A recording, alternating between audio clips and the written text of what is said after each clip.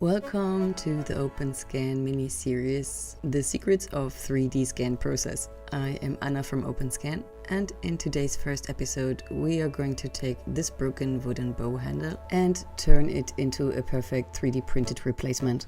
You will learn how to handle tricky wooden surfaces, how to digitally remove visible repair marks such as glued joints in our case, and finally we get a functional print that's ready to use. Let's dive in. First, our scan checklist. We have these broken pieces that need to be scanned as one complete object. The temporary repair. I'm applying hot glue at the break line.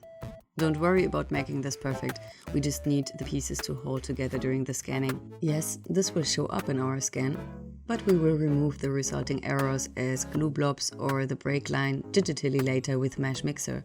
The wood surface is relatively uniform with minimal texture variation. That is going to be problematic for photogrammetry. We take care of this with the help of scan spray. This is crucial for polished wooden objects. The spray creates millions of tiny dots that gives photogrammetry software much more detail to work with. I'm applying light, even coat, making sure to get into all the curves and details. The goal isn't completely coverage, but a lot of tiny dots. Now we have a temporarily repaired, properly prepared object ready for scanning. Time for the main part.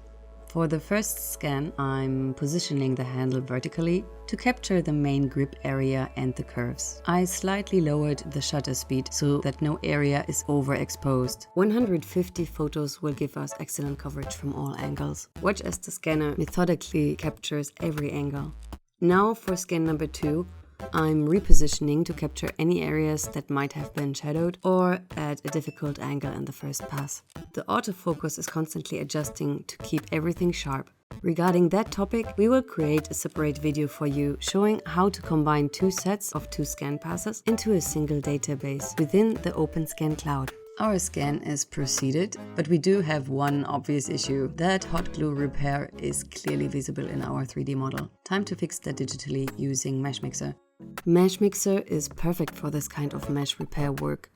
We will be focusing on 2 key tools today: erase and fill shortcuts and units and dimension tool for verifying our dimensions.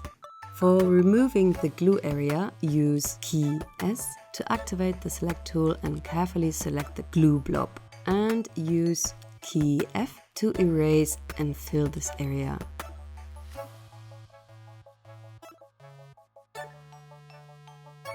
Just click accept, and the hot glue is completely gone. We repeat the step for all the seams of the broken piece too. Before we print, let's verify our scaling. Therefore, I am using the units and dimension tool, which can be found under analysis. I measured the actual height to be 94.2 millimeters. You can see that our digital copy is almost spot on. Now I am exporting a STL file, ready for 3D printing. Our digital repair is complete.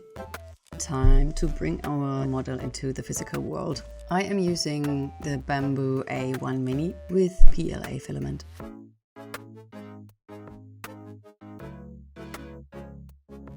The slicer shows no issues with our mesh. That Meshmixer cleanup worked perfectly. Print time is about 3 hours, with standard settings being used. And here is our finished print. What made our project successful? The scan spray was essentially for capturing wooden detail, and Meshmixer's repair tools handled the digital cleanup beautifully. So there you have a complete repair workflow from broken wood to functional plastic replacement. If you found this useful, hit the like button and subscribe for more OpenScan Mini tutorials. Thank you for watching, and see you in the next one.